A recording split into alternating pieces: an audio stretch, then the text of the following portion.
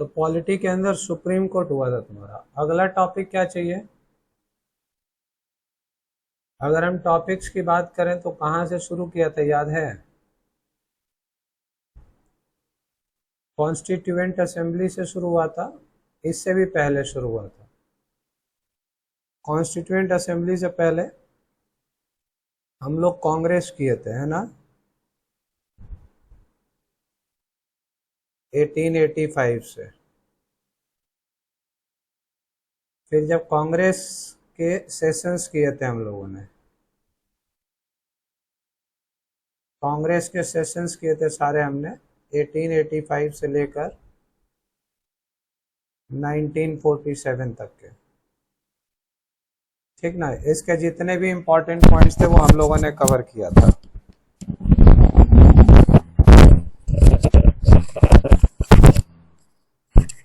ठीक, फिर हमने क्या किया था यहाँ पे? यहाँ पर हमने कॉन्स्टिट्यूएंट असेंबली किया था। ठीक है, फिर कॉन्स्टिट्यूएंट असेंबली के बाद हमने कॉन्स्टिट्यूशन शुरू किया था। हाँ, कॉन्स्टिट्यूशन शुरू किया था। तो कॉन्स्टिट्यूशन में हमने क्या शुरू किया था? प्रियम्बल शुरू किया था। ठीक, प्रियम्बल के बाद हमने आर्टिकल शुरू किए थे। आर्टिकल से पहले हम लोगों ने पार्ट्स पर डिस्कशन किया था। पार्ट्स किए थे और पार्ट्स के अंदर हमने आर्टिकल्स की बात की थी। अब आर्टिकल्स की अगर हम बात करते हैं तो आर्टिकल्स में हम लोग आर्टिकल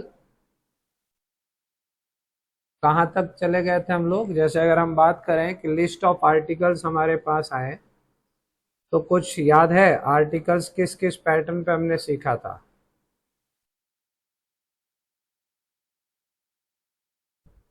कुछ याद है तो बताओ। हाँ, पार्ट 4 तक किए थे। ठीक है, ठीक है, और 51A तक।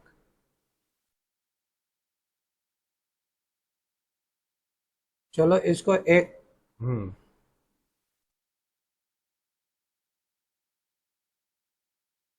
बताते हैं इसमें।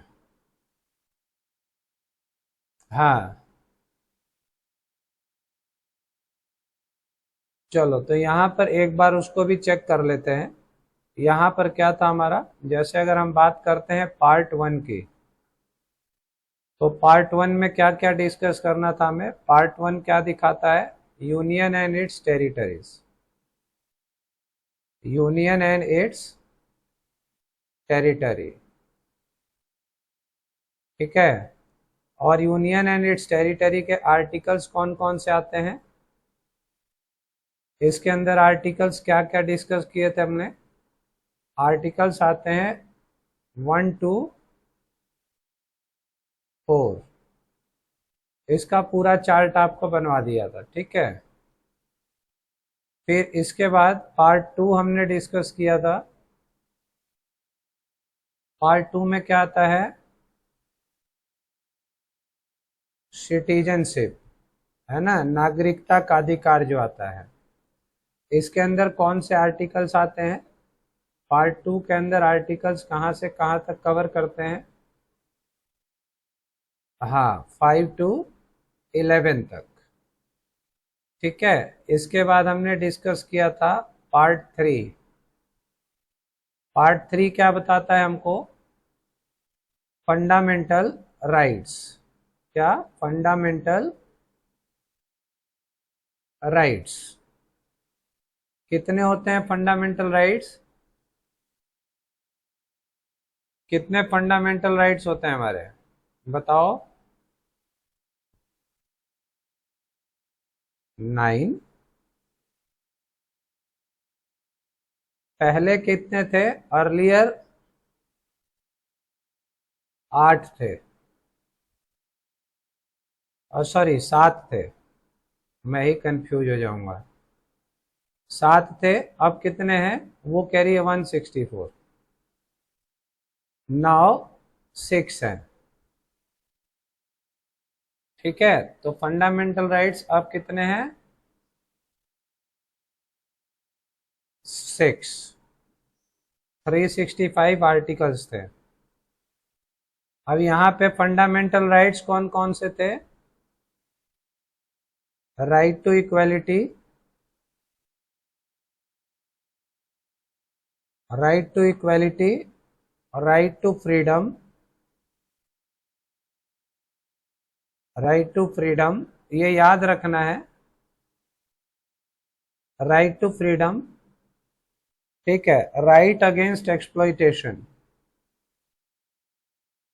Right against exploitation. ठीक, और अगला कौन सा है? फ्री, हाँ, freedom of religion, freedom of religion. ठीक, एक कौन सा है और? Cultural and educational rights, cultural and educational. ठीक है, और एक कौन सा है? Right to constitutional remedies, constitutional remedies. ठीक है ना, ये 6 थे। सातवां जो था, किसको एबॉलिश कर दिया गया था? एबॉलिश, जिसको समाप्त कर दिया गया, क्या था? Right to property, right to property को समाप्त कर दिया गया था, है ना। इसके बाद पार्ट 4 डिस्कस किया था।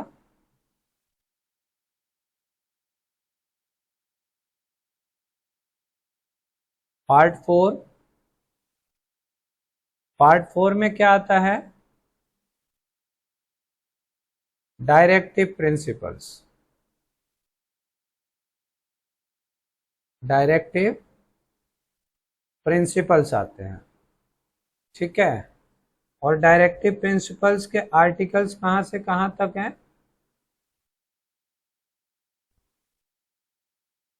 हाँ, 36 टू 51। और इसी के अंदर एक आर्टिकल 51A आता है। 51 या ए क्या कहता है?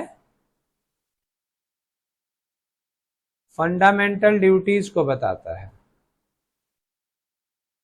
फंडामेंटल ड्यूटीज भूल गए हो? कितनी फंडामेंटल ड्यूटीज हैं? फंडामेंटल ड्यूटीज की संख्या कितनी है? 11 है। ठीक है, इसको नोट करके याद करके रखिएगा कि फंडामेंटल ड्यूटीज कौन कौन सी है।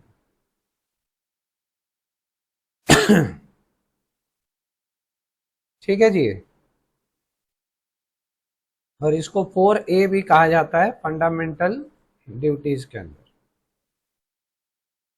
कई सारी चीजें, तो आपको यही याद रखना है कि आर्टिकल जो है वो 51A में आता है। आगे बढ़ते हैं, इसके बाद क्या था? पार्ट 5। पार्ट 5 में क्या डिस्कस करना था हमको? यहां पर आता है यूनियन। क्या आता है? यूनियन। यूनियन के आर्टिकल्स कहां से कहां तक आते हैं? आर्टिकल 52 से 151 तक। आर्टिकल 52 से 151 तक। ठीक है,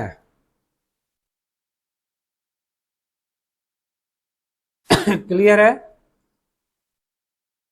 और फिर पार्ट 6 आता है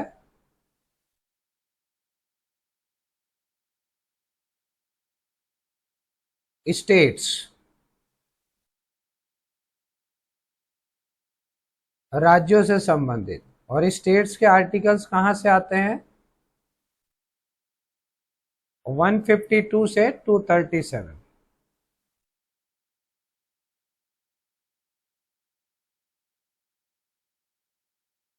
ठीक है, तो मुझे लगता है कि हम लोग पार्ट 4 तक चीजें डिस्कस कर चुके थे। यूनियन में हम लोग डिस्कशन कर रहे थे। ठीक है, यहां पर अब हम पार्ट 5 के अंदर देखते हैं कि क्या क्या चीजें हमें डिस्कस करनी है। ओके है?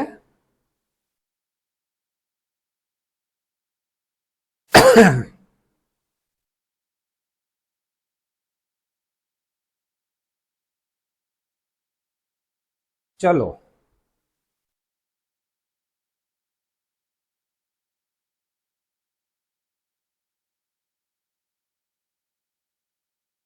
अब आओ देखते हैं आगे। आगे है, आपको पता है कि आर्टिकल नंबर जो 6 है, और सॉरी 5 है, अभी हमें 5 करना है, तो 5 के अंदर जो हम कंटेंट डिस्कस करने वाले हैं, और पार्ट 5 इसके अंदर हम आर्टिकल डिस्कस करते हैं। अब आर्टिकल्स कई भागों में बटेगा इसमें। जैसे एक आएगा 52 से 78 का। ठीक है, 52 से 78 का। अब इसको देखो, आर्टिकल 52 क्या कहता है। आर्टिकल 52 में क्या आएगा? आर्टिकल 52 में आएगा यूनियन एग्जीक्यूटिव। यूनियन एग्जीक्यूटिव, ठीक है, यूनियन एग्जीक्यूटिव आर्टिकल। हाँ,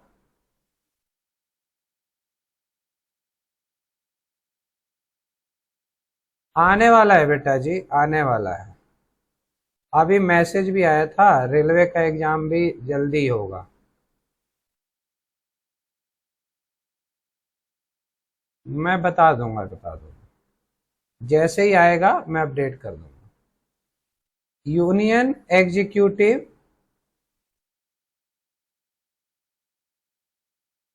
यहां पर आते हैं। ठीक है, जैसे सेंट्रल गवर्नमेंट होती है ना, उनके एग्जीक्यूटिव्स आते हैं। तो यहां पर पहले हम इन्हीं को देख लेते हैं, क्योंकि इनसे पहले क्वेश्चन आता है आर्टिकल्स के अंदर कि कौन सा आर्टिकल किससे संबंधित है। तो यूनियन एंड एग्जीक्यूटिव्स में देखो कौन कौन आता है। इसमें आते हैं आर्टिकल 52 से 62 तक। 52 से 62 इसके अंदर प्रेसिडेंट है।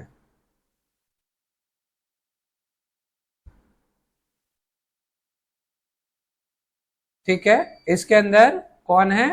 प्रेसिडेंट है।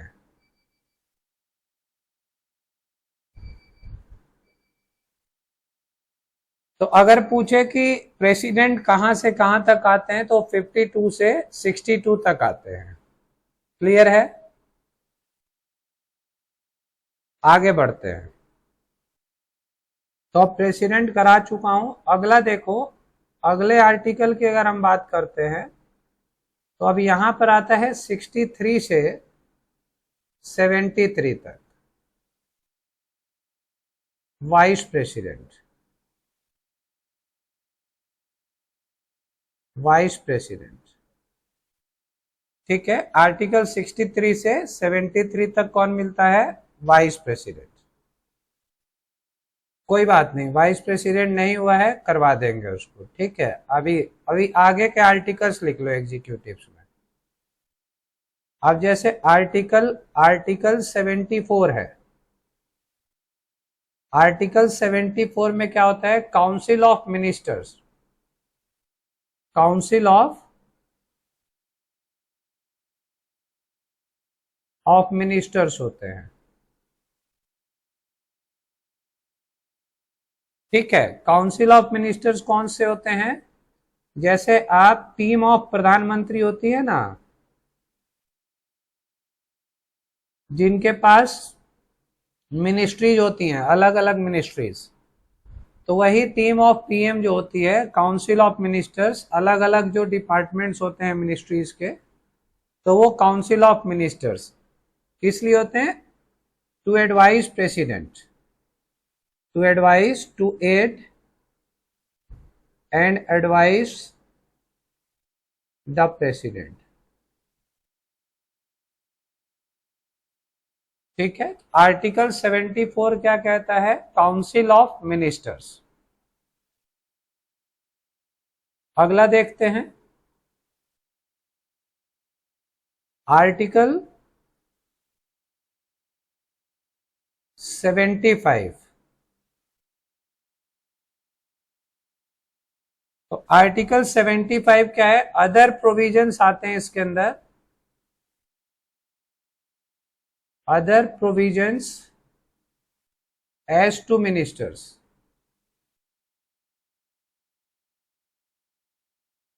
मिनिस्टर से संबंधित अदर प्रोविजंस होते हैं। आर्टिकल 76 इंपॉर्टेंट होता है, ध्यान रखिएगा। Article 76 attorney general for India, ये क्या होता है हम आगे अभी डिस्कस करते हैं, पहले चेन पूरी कर लेते हैं। Attorney general for India, Bharat का अटॉर्नी जनरल कभी पूछे कि किस आर्टिकल में आता है, तो आर्टिकल 76 के अंतर्गत अटॉर्नी जनरल फॉर इंडिया मिलता है। आर्टिकल 76 में क्या डिस्कस किया गया है? सॉरी, आर्टिकल 77 में, आर्टिकल 77 में conduct of business of the government of India, conduct of business of the government of India,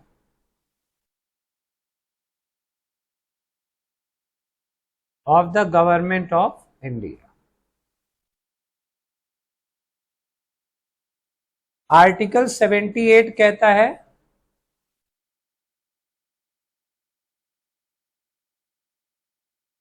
duties of prime minister, duties of the prime minister.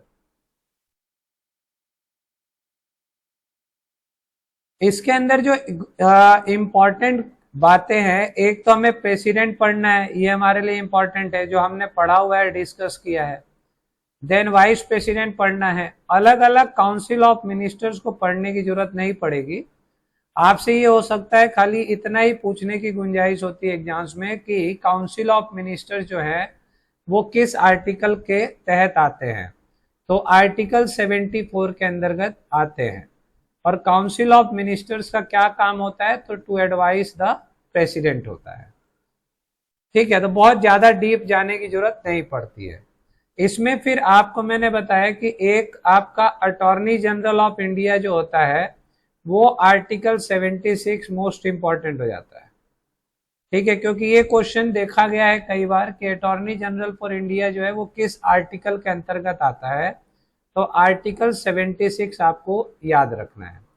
Conduct of business of government of India article 77, बहुत ज्यादा नहीं, but article 78 आपके पास आता है क्योंकि prime minister से संबंधित है, तो वो पूछ लेता है कि duties of the prime minister किस आर्टिकल के अंदर डिफाइन किया गया है, तो आर्टिकल 78 के अंदर डिफाइन किया गया है।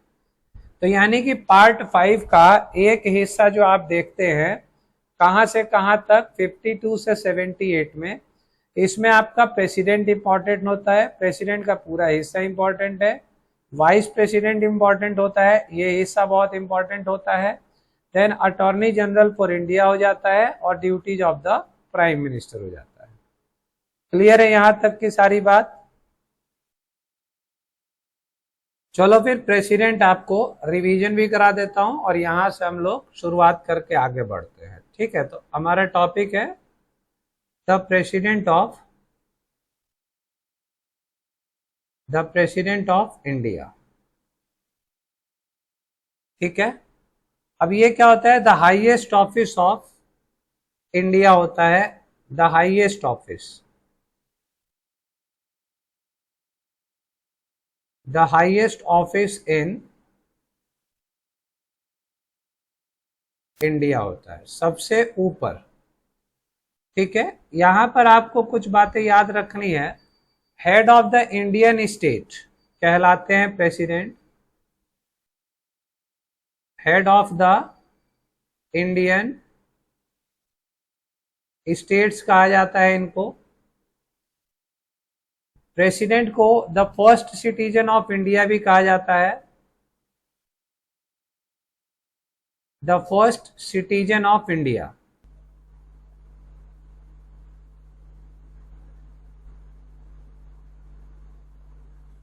ठीक है जी, तो ये क्या कहलाते हैं? The first citizen of India कहलाते हैं।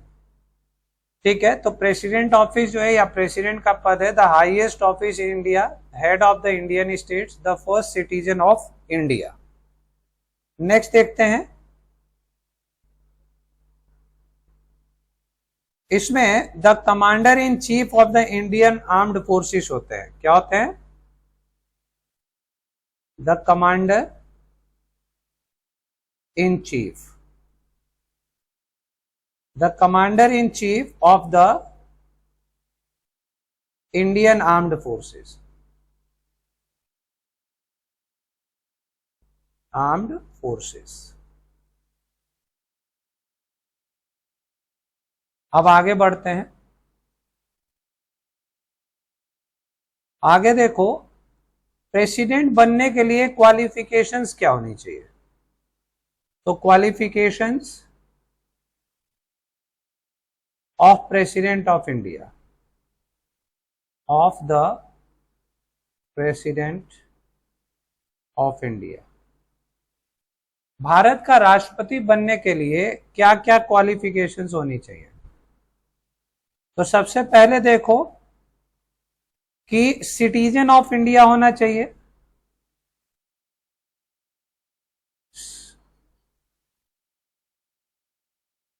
सिटीजन ऑफ इंडिया होना चाहिए। क्या कह रही हो?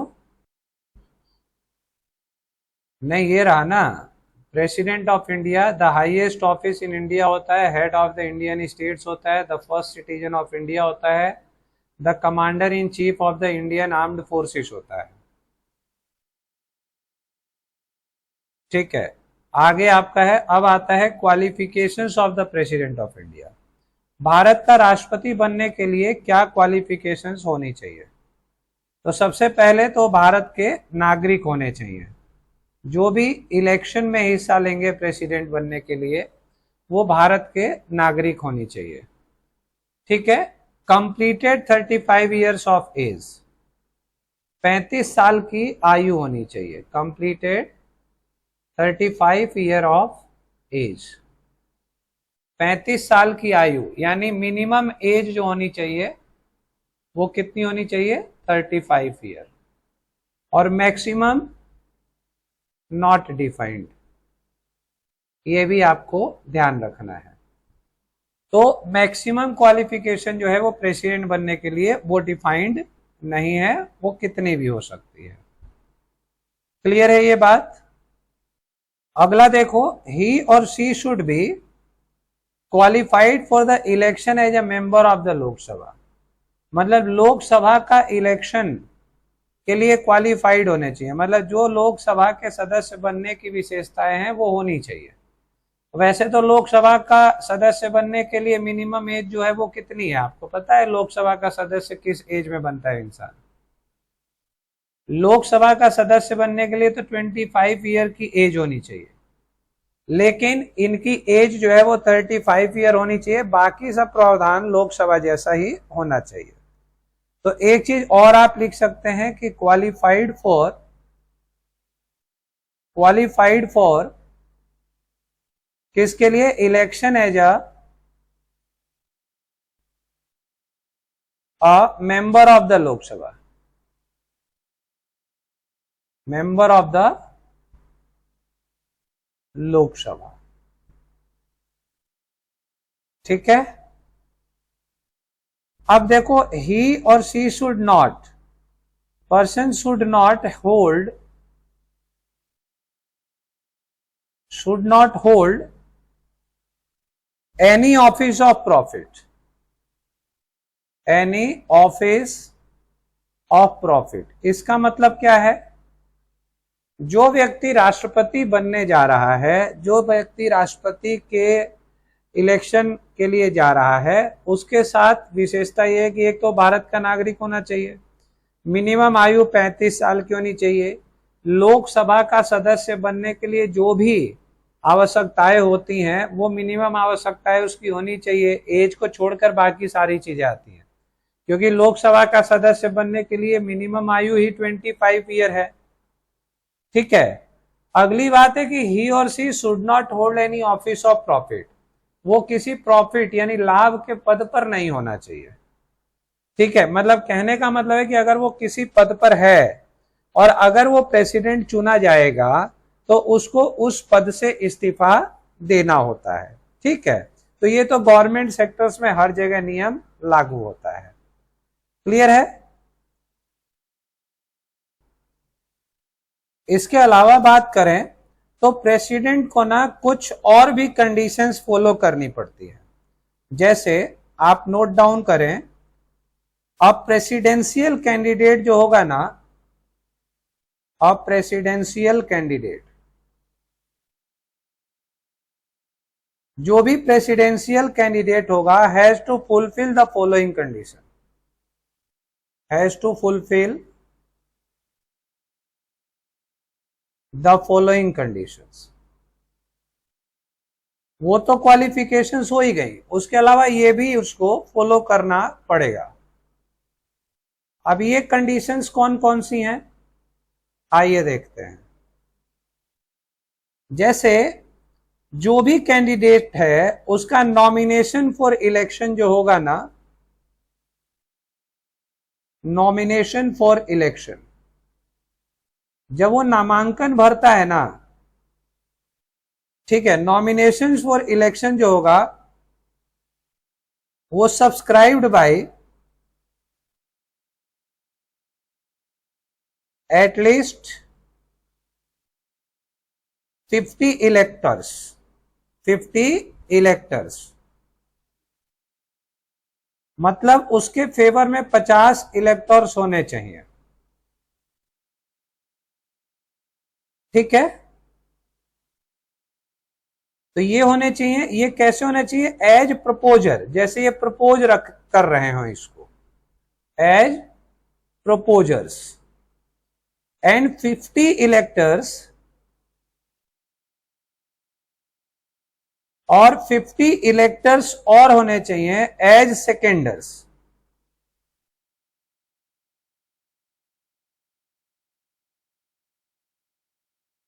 ये आपको ध्यान रखना है।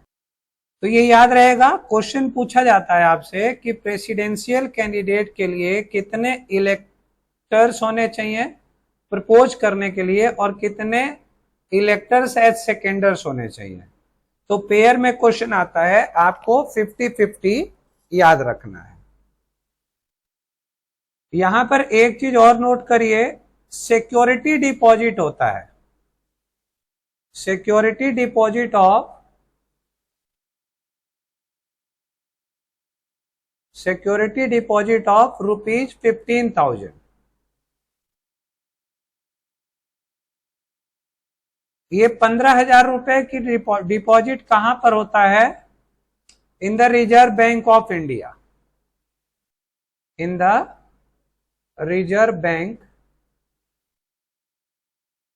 Of India. तो ये भी बात आपको ध्यान रखना है कि सिक्योरिटी डिपॉजिट होता है 15,000 रुपए का, कहां पर, in the reserve bank of India. Security deposit से एक बात नोट कर लीजिए, सिक्योरिटी जो डिपॉजिट होती है नॉन रिफंडेबल होती है, ठीक है, नॉन रिफंडेबल होगी, in case of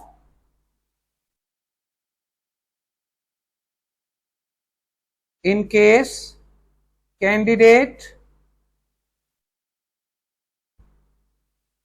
doesn't get 1/6 of the votes polled, 1/6 of the votes polled। याद रखिएगा, जितने भी वोट डाले गए उसमें से अगर 1/6 हिस्सा प्रेसिडेंट को एज अ कैंडिडेट को नहीं मिलता है तो उसका सिक्योरिटी जो होता है क्या करता है, फोर्टिडेड हो जाता है, मतलब नॉन रिफंडेबल हो जाता है। तो अगर कहा जाए फॉरफिटेड, मतलब नहीं मिलता है वापस। आ गई बात समझ में? तो प्रेसिडेंट कैंडिडेट को क्या क्या करना है? प्रेसिडेंट कैंडिडेट को पहले तो भारत का नागरिक होना जरूरी है, 35 वर्ष की आयु उसकी कम से कम होनी चाहिए, qualification for election as a member of Lok Sabha candidate होना चाहिए, should not hold any office of the profit. मान लो कोई आदमी, बेकार आदमी तो राष्ट्रपति पद के लिए जाएगा नहीं, वो किसी ऑफिस को होल्ड भी करता है, तो अगर वो राष्ट्रपति के लिए चुना जाता है तो वो अपने ऑफिस से रिजाइन करना पड़ता है ना, जब उसका चयन कर लिया जाता है।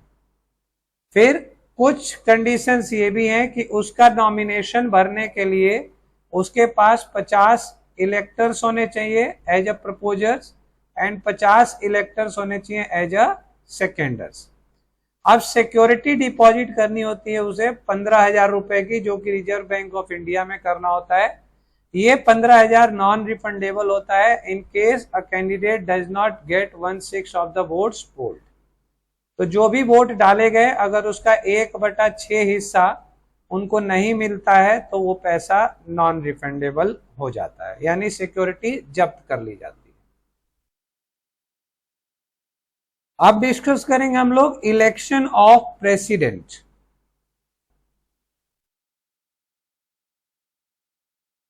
इलेक्शन ऑफ द, अब मान लीजिए क्वालिफिकेशन कंप्लीट हो गई, पूरी कर दी गई। अब election of the president of India कैसे होता है? Election of the president of India कैसे होता है, इसका क्या प्रावधान है?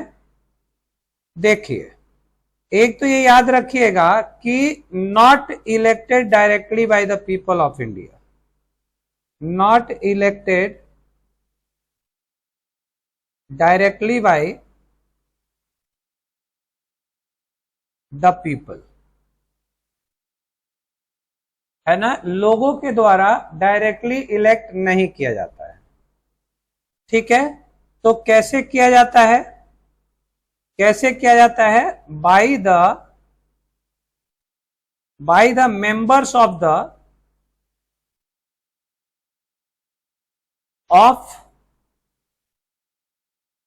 Electoral college. ये इंपॉर्टेंट शब्द है, इलेक्टोरल कॉलेज, इसको याद रखिएगा। राष्ट्रपति का चुनाव जो होता है ना, वो इलेक्टोरल कॉलेज सिस्टम पर होता है। ठीक है, इलेक्टोरल कॉलेज सिस्टम पर राष्ट्रपति का चुनाव होता है। ओके, देखिए, अब इलेक्टोरल कॉलेज सिस्टम का मतलब क्या होता है? जैसे राष्ट्रपति को चुनना है,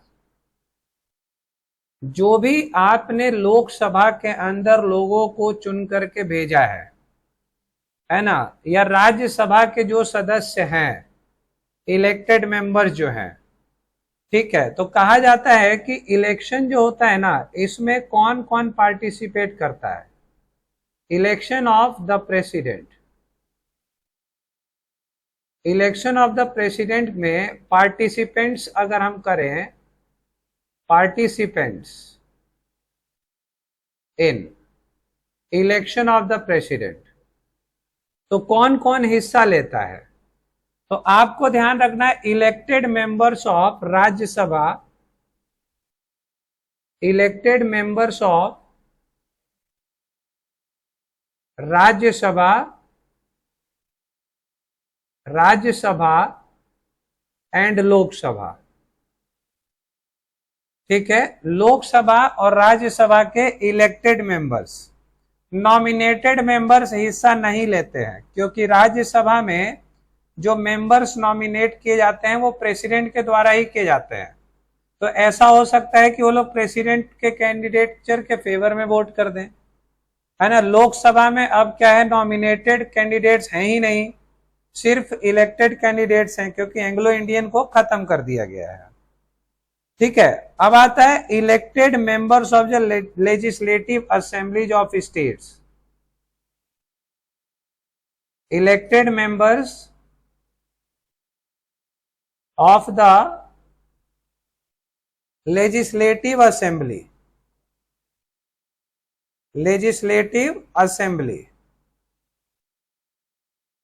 ऑफ स्टेट्स, क्योंकि हमें पता है कि लेजिस्लेटिव असेंबली कहां होती है, स्टेट्स में ही होती हैं।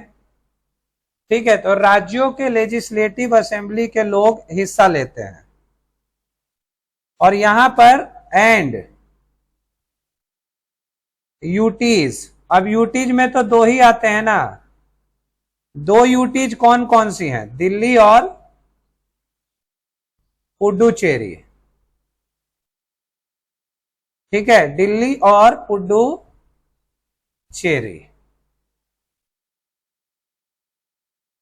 हाँ उसको पुडुचेरी कहा जाता है। आ गई ये बात समझ में यहां तक? ठीक है, अब यहां पर वोटिंग के बारे में अगर आपसे पूछा जाए, वोटिंग जो होती है ना, इसमें वोटिंग ये कैसे होती है, सीक्रेट बैलेट के द्वारा। Voting is done by secret ballot system, ये आपको ध्यान रखना है। Voting is done by secret ballot system. अब आपको देखना है इसमें कि अगर कोई लाइक डिस्प्यूट्स आ जाता है, जैसे अगर हम बात करते हैं कि disputes regarding election of president,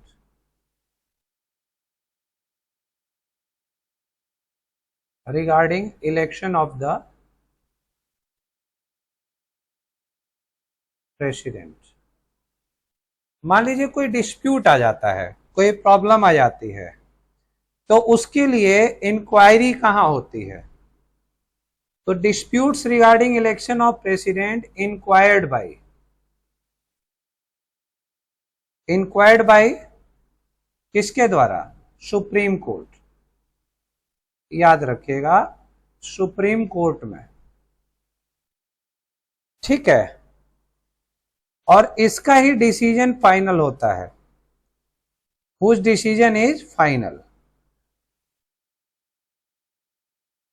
क्या होता है, हुज डिसीजन इज फाइनल। तो सुप्रीम कोर्ट का ही डिसीजन फाइनल माना जाएगा। किसी भी तरीके से प्रेसिडेंट के इलेक्शन को चैलेंज करना है तो वो सुप्रीम कोर्ट में ही किया जाएगा, और ये can not be challenge on the ground that the electoral college was incomplete. ठीक है, तो इसको ग्राउंड पे नहीं किया जाएगा, उसको हम सुप्रीम कोर्ट में ही कर सकते हैं, और जो भी सुप्रीम कोर्ट का फैसला होगा वही फाइनल माना जाएगा। ठीक है, तो ये आपको ध्यान रखना है। इसके बाद हम डिस्कस करते हैं, क्वालिफिकेशन हो गई, चुनाव का प्रोसीजर हो गया, चुन भी लिया गया, कोई डिस्प्यूट हुआ तो सुप्रीम कोर्ट में डिस्कस भी हो जाएगा। अब चुनाव होने के बाद, सिलेक्ट होने के बाद कि भैया ये व्यक्ति बनेगा, अब उसका होता है oath and affirmation, oath and affirmation. ठीक है, शपथ समारोह होता है। तो शपथ के लिए क्या किया जाता है, प्रेसिडेंट शपथ किसके समक्ष लेता है, बिफोर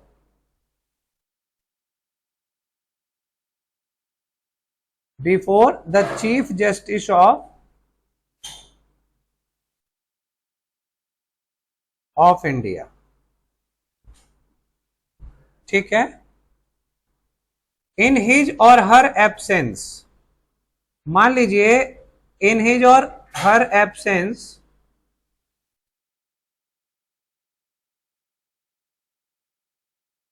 राष्ट्रपति, मान लीजिए चीफ जस्टिस ऑफ इंडिया नहीं है, तो उसको शपथ कौन दिलाएगा? सीनियर मोस्ट जज ऑफ द सुप्रीम कोर्ट।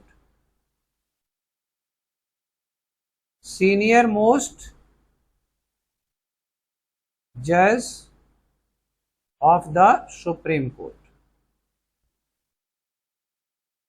तो जो भी सुप्रीम कोर्ट का सीनियर मोस्ट जज होगा वो शपथ दिलवाएगा। ठीक है जी, तो क्या हो गया? ओथ एंड अफर्मेशन में आया, before the chief justice of India in his और हर एब्सेंस सीनियर मोस्ट जज ऑफ द सुप्रीम कोर्ट।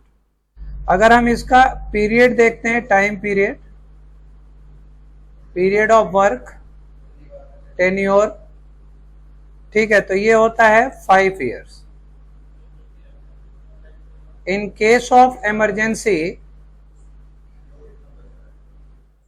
इसको हटा देता हूं, इन केस ऑफ इमरजेंसी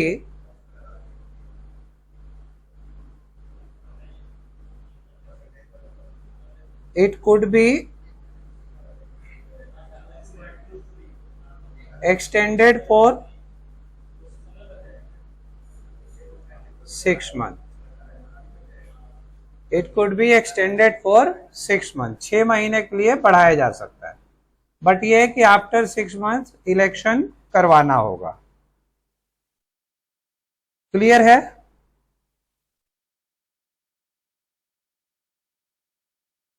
ये ध्यान रखना है। अब आइए, अगर हम बात करते हैं रेजिग्नेशन ऑफ द प्रेसिडेंट की, रेजिग्नेशन ऑफ द प्रेसिडेंट, ठीक है, तो प्रेसिडेंट रिजाइन्स टू, किसको रिजाइन करता है? Resigns to the vice president of India, the vice president of India. ये ध्यान रखना है। रेजिग्नेशन के अलावा इम्पीचमेंट,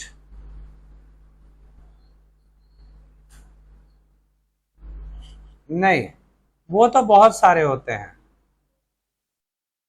वो हमसे नहीं डिस्कस किया जाएगा इसमें। इम्पीचमेंट, इम्पीचमेंट का क्या प्रावधान है? ठीक है, चलिए, इम्पीचमेंट के लिए आप कंडीशंस देखिए क्या क्या होना चाहिए। Violation of the constitution, violation of the constitution, ठीक है जी। तो अगर किसी भी तरीके से संविधान के अगेंस्ट काम किया जाता है प्रेसिडेंट के द्वारा, तो इम्पीचमेंट हो जाता है। और इम्पीचमेंट का प्रोसीजर क्या होता है? इम्पीचमेंट का प्रोसीजर क्या होगा? ठीक है, जैसे आपको क्या करना है, initiated by either of the house. Impeachment जो होगा ना, वो इनिशिएट किया जाएगा bye either of the house, किसी हाउस के द्वारा इम्पीचमेंट लाया जा सकता है। लेकिन इनिशिएट करने के लिए कंडीशन क्या होगा? 1/4 मेंबर्स ऑफ द हाउस जरूरी है, मेंबर्स ऑफ द हाउस जरूरी है। 1/4 सदस्य उनके खिलाफ होने चाहिए। और दूसरी बात आपको याद रखना है कि 14 days notice should be given. क्या होता है? 14 days notice should be given. 14 days notice should be given, 14 दिन का प्रायर नोटिस देना पड़ेगा। आफ्टर इम्पीचमेंट, मान लीजिए कंडीशन पूरा हो गया जो चाहिए, आफ्टर इम्पीचमेंट, आफ्टर इम्पीचमेंट क्या होने वाला है, रिजोल्यूशन पास्ड बाय, जो भी रिजोल्यूशन आएगा, resolution passed by a majority, a majority of 2/3 of the total membership, majority of, आप लोग नोट्स बना लीजिएगा, 2/3 of the total membership, total membership, ठीक है जी, 2/3 हिस्सा होना चाहिए रिजोल्यूशन को पास करने के लिए। होता क्या है कि इन्वेस्टिगेशन के लिए दूसरे हाउस में इसको भेजा जाता है, और दूसरे हाउस में भी इम्पीचमेंट रिजोल्यूशन जो है वो 2/3 हिस्सा चाहिए, तभी जाके इम्पीचमेंट हो पाता है, अदरवाइज नहीं होता है। और इम्पीचमेंट में आपको याद रखना है कि nominated does not participate, nominated members do not participate, जब वोट नहीं दिया तो हटाएंगे भी नहीं पद से। क्लियर है?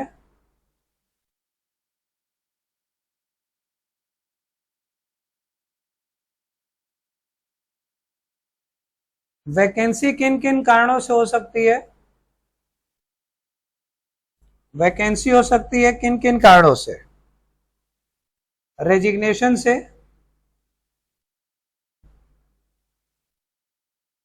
ठीक है, रिमूवल हो गया, इम्पीचमेंट हो गया, ठीक है, रिमूवल या इम्पीचमेंट,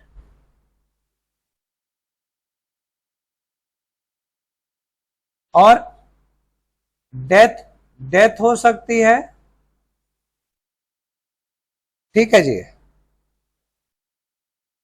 इन कारणों से हो सकता है। लेकिन आपको ध्यान रखना है कि नया प्रेसिडेंट चुनने तक पुराना व्यक्ति ही कार्यरत होगा। इन केस ऑफ डेथ तो हो ही नहीं सकता, लेकिन रेजिग्नेशन और इम्पीचमेंट के केस में होता है, ठीक है। और इलेक्शन, नेक्स्ट इलेक्शन जो है इन 6 मंथ होना चाहिए, इन 6 मंथ, ठीक है जी। प्रेसिडेंट के एब्सेंस में कौन काम करता है, वाइस प्रेसिडेंट। प्रेसिडेंट और वाइस प्रेसिडेंट दोनों ही एब्सेंट हो गए तो कौन काम करता है, प्रेसिडेंट की जगह चीफ जस्टिस ऑफ इंडिया काम करता है, ठीक है। अब इसके अंदर कुछ और भी पॉइंट्स हैं, जैसे फंक्शंस ऑफ द प्रेसिडेंट, और इन सब का एक एक आर्टिकल है, एक बार आप देख लीजिएगा, नहीं तो अगला पोर्शन में अगली क्लास में से कंप्लीट करा दूंगा, ठीक है। तो इतने सारे पॉइंट्स आप नोट करके ध्यान रखिएगा, इन्हीं में से कोई एक क्वेश्चन मिल जाता है एग्जाम में।